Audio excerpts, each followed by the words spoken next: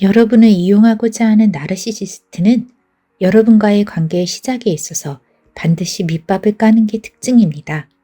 안 그럴 것 같지만 이들은 관계 초반에 여러분에게 자신들이 하려는 작업에 대해 밑밥을 까는 작업을 반드시 합니다.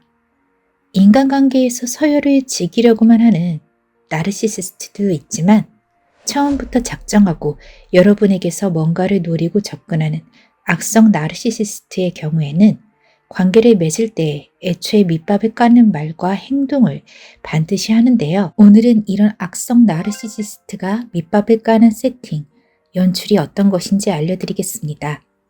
이것을 사전에 잘 알아본다면 여러분은 여러분을 이용하려는 악성 나르시시스트를 초반에 간파하고 악성 나르시시스트의 합리화 작업에 넘어가지 않을 수 있습니다. 그렇다면 악성 나르시시스트는 사전에 어떤 식으로 밑밥을 까는 걸까요? 악성 나르시시스트는 관계를 이용해 상대를 점진적으로 착취를 하고자 합니다. 이들은 한 번에 범죄를 저지르고 끝나는 것이 아니라 지속적으로 착취를 할 생각으로 접근하는데요. 그래서 처음부터 바로 범죄를 실행하기보다는 일단 밑그림 작업을 벌입니다. 밑그림을 그려둬야 색칠을 할 수 있게 되니까요. 이들은 상대에게 밑그림 그리는 작업을 펼치는데 그것은 만남 초기에 상대에게 암시와 세뇌를 하는 것인데요. 자신이 상대에게 하려는 일이 괜찮은 일인 것처럼 세뇌와 암시를 하는 것이 바로 그 첫 번째 작업입니다. 그러한 작업은 지속적인 착취와 이용에서 벌어지는데요. 그러한 작업을 벌인 지독한 자가 있었습니다. 그 자는 바로 조셉 메스켈이라는 금옥 신부였는데요. 1969년 20대 초반의 수녀가 실종된 지 2개월이 지나 시체로 발견됩니다. 살해된 캐서린 수녀의 죽음은 의문의 죽음으로 남는데요. 그로부터 수십 년이 지나 캐서린 수녀의 죽음에 대한 진실이 파헤쳐지기 시작합니다. 그녀를 죽인 건 다름 아닌 그녀가 재직 중이던 학교의 교목 신부인 조셉 메스켈이었습니다. 캐서린 수녀가 죽임을 당한 건 교목 신부인 조셉 메스켈의 성적인 범죄를 그녀가 밝히려 했기 때문이었습니다. 교목 신부 조셉 메스켈은 학생들에게 그루밍 범죄를 저지르고 있었고 캐서린 수녀가 아이들을 도우려 하자 조셉 메스켈은 그녀를 살해한 것이었습니다. 사건이 일어난 볼티모어는 가톨릭이 힘을 가진 지역이었고 볼티모어 전체가 가톨릭 공동체나 다름이 없었으며 지역 경찰과 학교 관계자들은 다 같이 캐서린 수녀의 죽음을 은폐했습니다.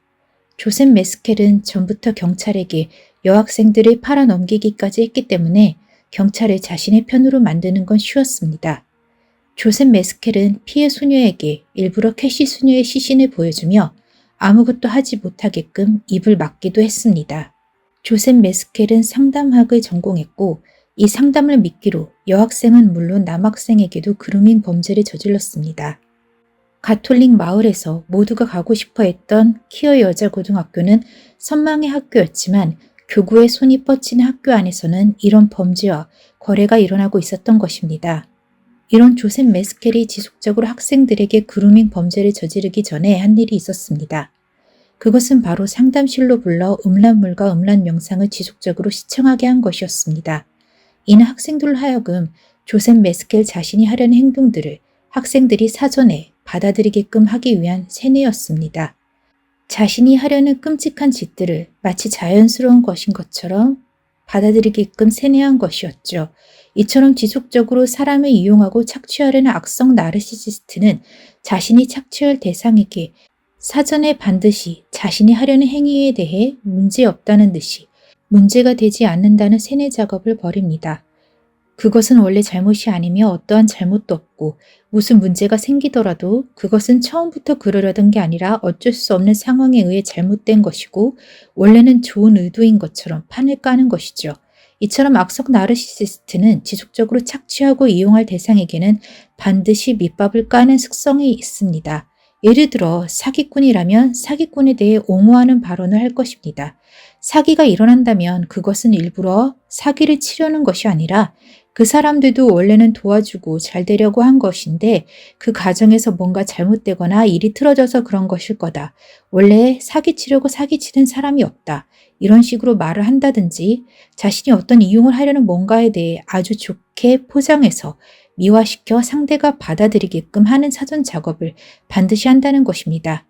이걸 비유하자면 농사를 짓기 전에 땅 다지기 정도로 생각하면 됩니다. 그렇다면 악성 나르시시스트는 왜 관계를 맺기 초반에 이러한 밑밥을 까는 것일까요? 그것은 첫 번째로 자신의 마음의 짐을 덜기 위해서입니다. 자신이 앞으로 하려는 나쁜 짓에 대해 합리화하기 위해 스스로를 먼저 합리화하려는 것이죠. 악성 나르시시스트는 의식적으로 상대를 이용하고 착취할 마음을 먹고 있습니다. 그런데 사람을 만난 초면에는 좋은 사람으로 보이려는 심리가 있습니다. 이게 맞부딪히게 될 때 악성 나르시시스트는 최대한 자신의 마음의 짐을 내려놓기 위해 자신이 하려는 계획에 대해 최대한 포장하고 그 일이 그렇게 나쁜 게 아닌 것처럼 말을 하게 된다는 것입니다. 다시 말하면 당신이 누군가를 만났을 때 그 사람이 대화 도중에 유난히 나쁜 일이 아니고 괜찮은 일인 것처럼 거듭 포장해서 말하는 게 있다면 그걸 주의 깊게 듣고 생각해 볼 필요가 있다는 것입니다.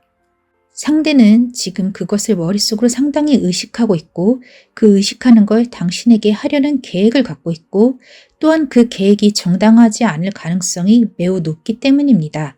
이 상황에서 당신이 쉽게 동의해 주거나 예의상으로라도 수긍해 준다면 상대는 이를 허락으로 간주하고 당신에게 편한 마음으로 일을 벌이게 될 것입니다. 두 번째는 당신에게 세뇌와 암시를 주기 위함입니다. 나르시시스트는 당연한 걸 당연하지 않은 것처럼, 당연하지 않은 걸 당연한 것처럼 만드는 데 일가견이 있는 자들입니다. 이들은 주객 전도를 아주 잘하죠. 그래서 자신이 이용하고 착취하려는 상대에게 문제 있는 걸 문제 없다는 식으로 먼저 암시와 세뇌를 해서 속게 만들려는 것입니다. 제 경험에서도 예를 들자면 처음부터 아이디어를 가져갈 생각으로 접근한 사람의 경우에는 관계 맺는 초반부터 아이디어를 따라하는 건 문제가 없다는 식의 말을 강조하고 또 어떤 회사의 간부의 경우에는 관계 초반에 수정을 해줄지 고민이라 뽑을지 망설이게 되더라는 말을 던졌습니다. 그리고 희한하게도 그 말을 신경 쓰게 된 저는 그 회사에 여러 개의 기획안을 갖다 내게 되고 수정을 넘어 그 회사 일에 오랜 시간 지칠 정도로 매달리게 되었는데 그렇게 제가 하게 되었던 시작점은 바로 관계 초반에 수정을 안 할까 고민이라는 그 말을 던졌던 것이라는 걸, 그 말에 제가 반응하게 되었다는 걸 깨닫게 되었습니다. 그 말을 들었을 때 내가 그렇게 보였다는 것과 달리 내가 사실은 전혀 다른 사람이라는 걸 증명해 보이기 위해 노력하게 되었고 그 사이 저는 당연하지 않은 걸 당연하게 해주고 있었던 것이었죠. 원래는 뽑힌 내용으로 글을 쓴 게 맞는데도 불구하고 회사에 나이 든 간부가 의도적으로 그 말을 던져서 계속 다양한 아이디어를 제출하게 하고 얘기하게 하고 계속 자신들의 일에 붙들리게 만들었던 것이었죠. 그 말 자체, 그 말의 의미가 아니라 자신들이 하려는 일을 당연하게 만들려는 선 작업인지 자신들의 농사를 짓기 위해 벌이는 땅 다지기 작업인지를 조심스럽게 살펴보아야 한다는 것입니다.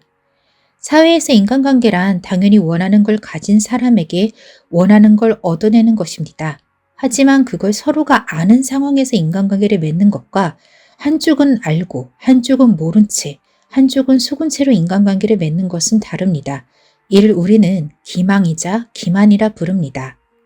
애초부터 이용하고 착취하기 위해 관계를 맺는 악성 나르시시스트를 관계 초반에 간파하는 방법은 상대가 대화 흐름상 흘러가는 대화가 아닌 자신이 하려는 일에 밑밥을 까는 말을 분명히 하는 순간이 있다는 것입니다.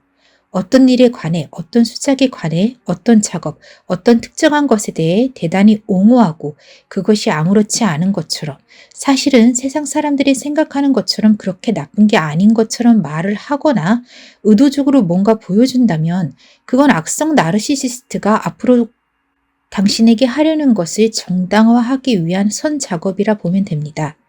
유난히 성에 대해 지나치게 받아들이도록 정당화하는 말이나 지나친 자료를 보게 한다면 그 악성 나르시시스트는 상대에게 성에 대한 목적이 있는 것이고 사기에 대해 옹호 발언을 하고 원래 사기는 없는 거고 다 좋은 의도로 하는데 어쩌다 일이 잘못되어 그렇다는 식의 말을 하는 것은 자신이 앞으로 사기꾼이라는 게 들통날, 사기꾼이라 불릴 나를 염두에 두고 하는 말일 수 있습니다.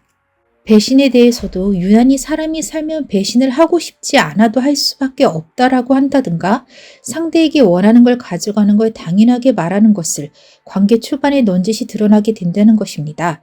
그리고 이렇게 하는 이유는 당신을 좀 더 받아들이기 쉬운 상태로 만들어 자신이 하려는 나쁜 짓을 지속적으로 나무 심듯 심고 꽃을 피우기 위함입니다.